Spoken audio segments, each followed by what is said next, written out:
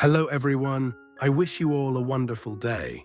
In the middle of a long, steady rain, while Toan was trying to build a small roof to protect the firewood from getting soaked, the hammer suddenly slipped from his hand and struck his finger hard, leaving blood on his hand while the work was still unfinished and the rain kept falling.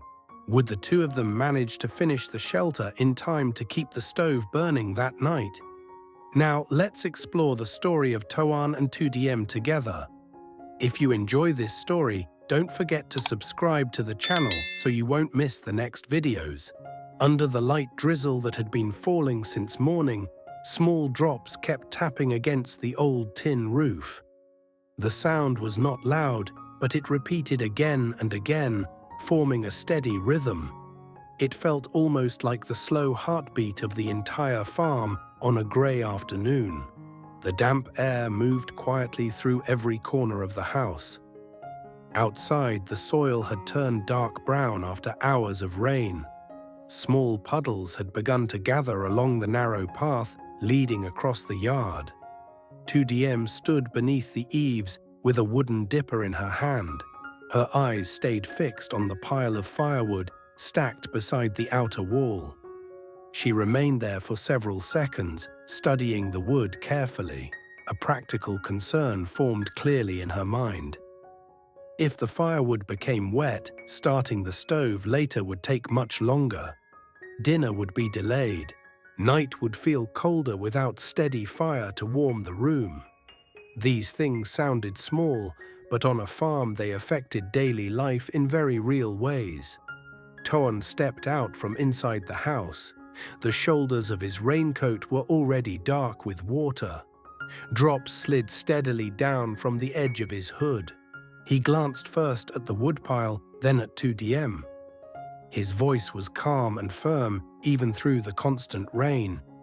He said the mud on the logs needed to be rinsed off first, and the dry pieces should be moved inside the kitchen as soon as possible. If the wood stayed outside much longer, rainwater would slowly soak deep into the grain. Once that happened, lighting the stove would take twice the effort. Tu Diem nodded without hesitation. No further explanation was needed. She dipped water from the barrel and poured it over the muddy logs. The splash soaked the bottom of her pants almost immediately, and the wet fabric quickly turned cold against her skin. She tightened her grip on the dipper handle to control the stream of water. Toan crouched beside the pile and lifted each log one by one. He brushed off the mud with his hand before setting it aside. They worked side by side in silence. The only sounds were water pouring and wood knocking lightly against other pieces as they stacked them. The rain showed no sign of stopping.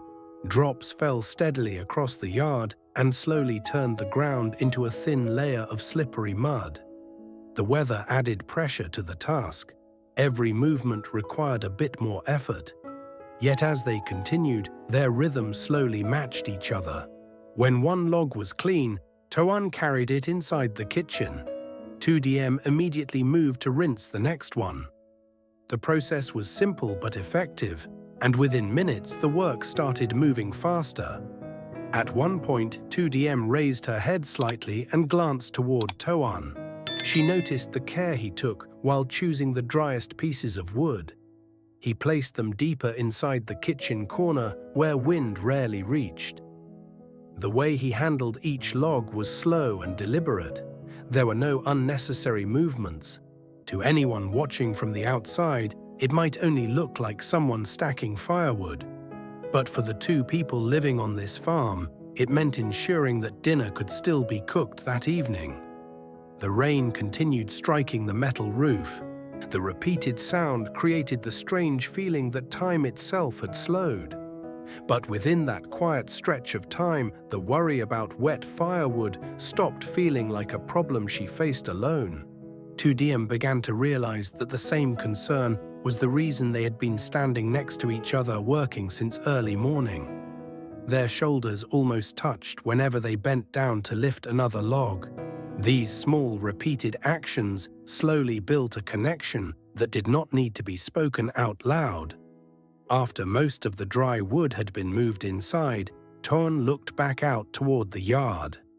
The remaining pile was still exposed to the rain. If the weather continued for several more days, every piece outside would eventually soak through. He stood still for a few seconds, thinking.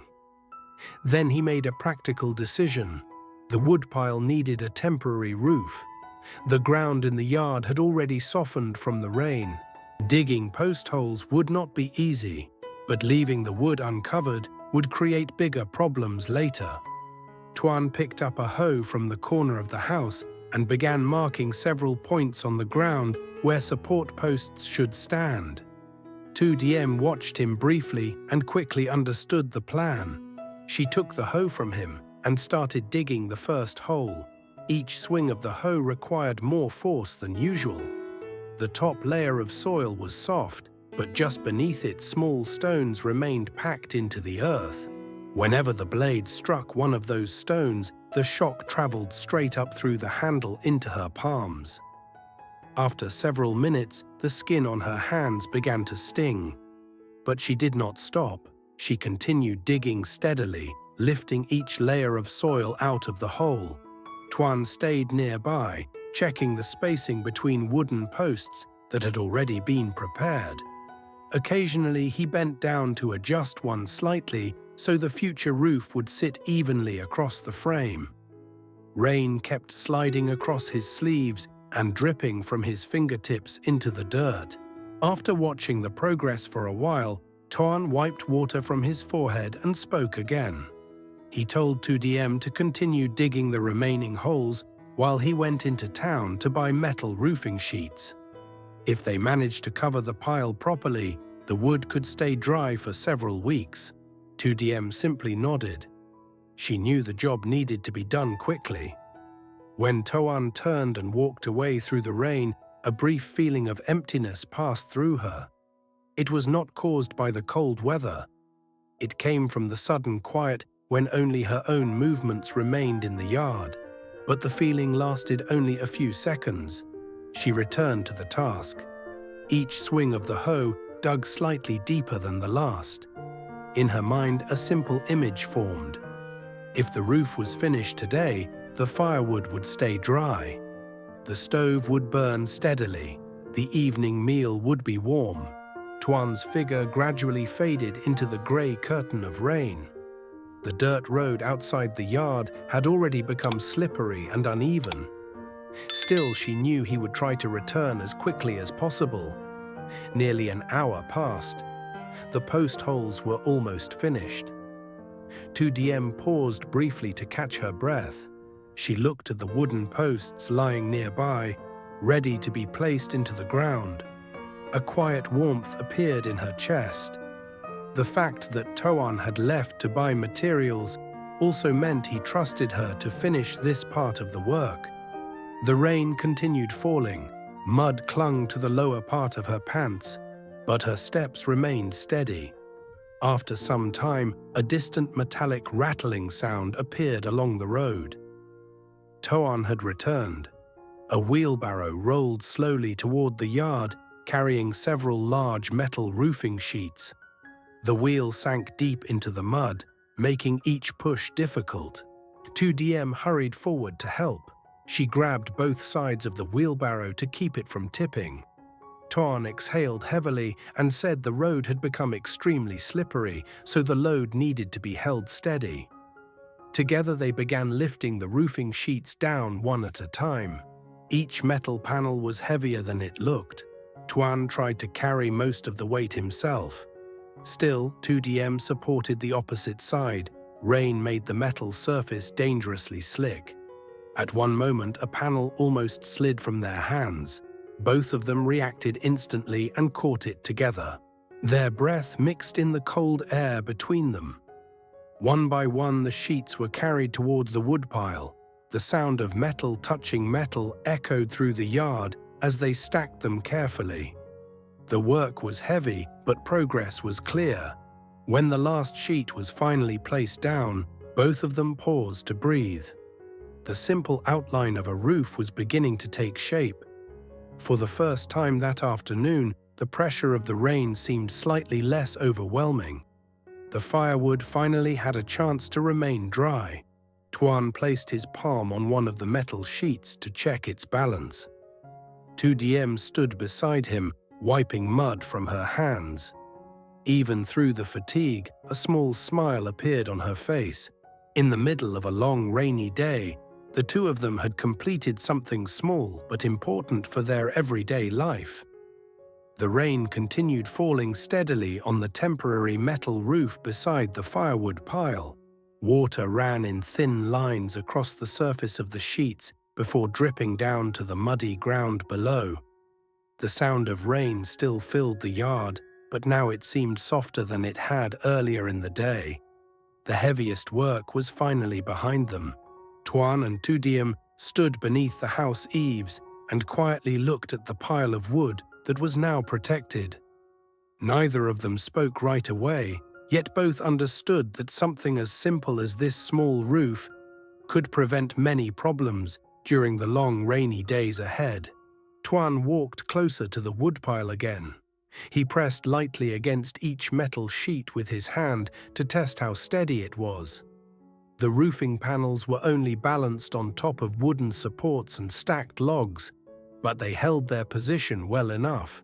If the rain stayed at this level, water would slide off the sides instead of soaking the wood beneath. After checking each corner, he gave a small nod, as if confirming to himself that the solution would work for now.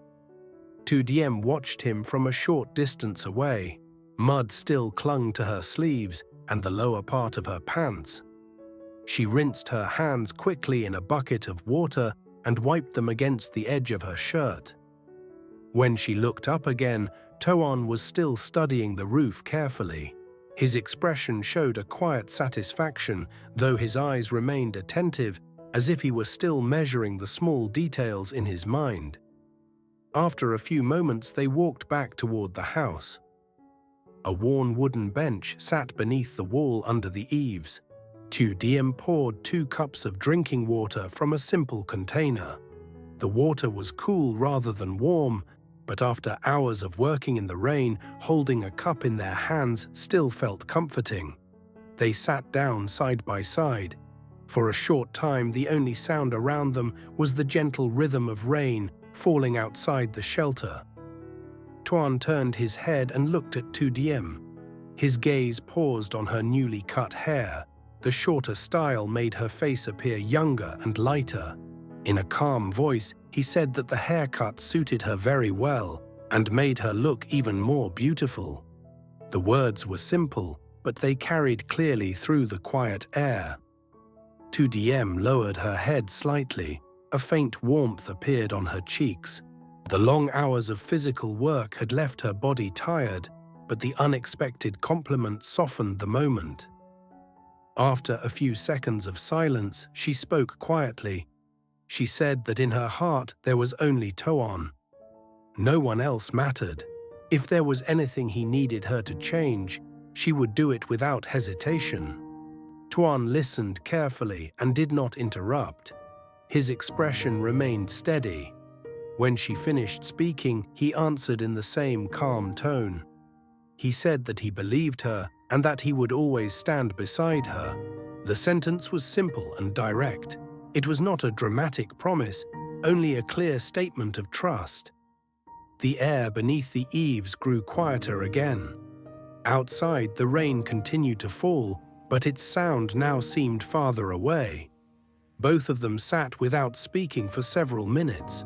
The exhaustion from the day's labor slowly faded. A gentle warmth settled into the quiet space between them, like the first small flame after a stove has just been lit. After resting for a short while, Toan stood up. He glanced toward the corner of the kitchen, where several spare wooden boards were leaning against the wall.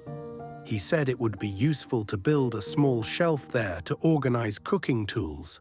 If everything continued to sit directly on the floor, mud and dirt would easily spread through the kitchen during the rainy season. Tu Diem agreed immediately. The idea made sense. She carried one of the boards over and held one end steady while Toan measured the length with his hand. He picked up a handsaw and marked the cutting line with a small scratch across the wood. Soon the rough sound of the saw blade moving back and forth began to echo inside the kitchen.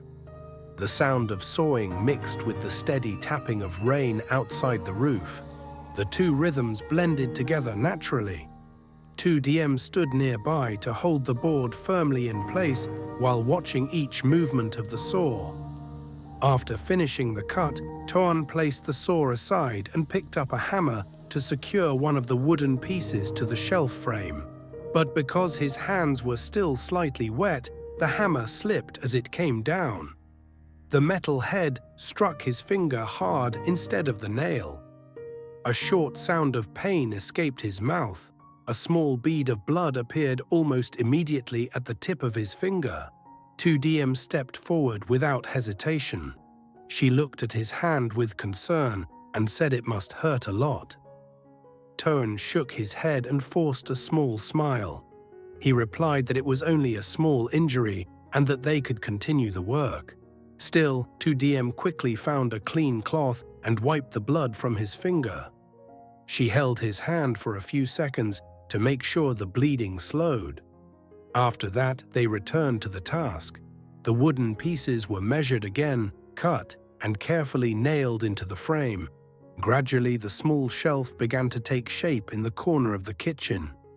It was not perfectly even, but it was strong enough to hold several pots and cooking tools. While working, they spoke quietly about simple plans for the farm. Tu Diem mentioned planting a row of 10 o'clock flowers along the front yard. These flowers were easy to grow and could survive strong sunlight. If planted in a long line, the yard would look brighter and more welcoming. Toan added another idea. He suggested building a small trellis for the gourd vine near the fence. If the vine grew well, it could produce many gourds within a few months. These small conversations carried a sense of steady progress. Even simple plans made the future of the farm feel more hopeful. When the wooden shelf was finally finished, Toan placed several cooking pots on it to test its strength. The shelf leaned slightly to one side, but it held the weight without problem. He nodded with quiet satisfaction. Outside, the rain continued falling across the fields. Yet inside the kitchen, the atmosphere had become noticeably warmer. Each nail driven into the wood felt like another small step in building their shared life. Not long afterward, a familiar voice sounded from outside the yard. Tu Fan arrived carrying a basket filled with fresh vegetables and several ripe tomatoes. She said she had brought some food for Toan and Tu Diem to cook for dinner. Tu Diem smiled as she accepted the basket. The unexpected visit during such a grey day instantly lifted the mood inside the house. Tu Fan sat down and looked at Tu Diem for a moment before saying that the new haircut suited her very well. After a few short conversations, Tu Fan began talking about expanding the small farm. She suggested planting more vegetables on the land behind the house. If they could rent a nearby plot, they might grow several different crops at the same time. With larger harvests, they could sell the produce at the market instead of only growing enough for daily meals. Toan and Tu Diem listened carefully. The idea sounded practical and achievable. Tu Fan recommended asking Thu to help check if any nearby land was currently unused. The conversation continued for several minutes. Before leaving to check on her livestock, Tu Fan promised to return later for dinner. Toan and Tu Diem invited her to come back with Thu and Thu's mother as well. After she left, Tu Diem began preparing the stove. The fire quickly caught thanks to the dry firewood now protected under the new roof. The smell of fresh vegetables soon filled the kitchen. Toan said he would go out briefly to buy a few additional ingredients and call Thu to invite her over. As he prepared to leave again, Tu Diem watched him quietly and smiled. The rain still fell across the yard outside, but now it had become nothing more than background sound for an evening that was slowly growing warmer. The fire in the stove burned brightly, a small but steady sign that life on the farm would continue moving forward day by day. Và Toàn bắt đầu một ngày mưa dài bằng việc cố gắng bảo vệ đống củi khỏi bị ướt. Họ cùng rờ bùn trên những khúc củi, rồi nhanh chóng chuyển củi khô vào bếp. Nhận ra mưa có thể kéo dài nhiều ngày, Toàn quyết định dựng một mái che tạm. Trong lúc anh đi mua tấm lợp, Tu Diem ở lại đào hố, dựng cột, rủ đất bùn nặng và tay đau rát. Khi Toàn quay lại với xe chở tấm lợp, cả hai cùng khiêng từng tấm kim loại dưới cơn mưa trơn trượt để dựng mái che cho đống củi. Sau đó, họ nghỉ dưới mái hiên, trò chuyện và tiếp tục làm một chiếc kệ gỗ nhỏ trong bếp. Dù Toàn bị thương nhẹ ở tay khi đóng đinh, hai người vẫn hoàn thành công việc và cùng lên kế hoạch cải thiện khu vườn trong tương lai.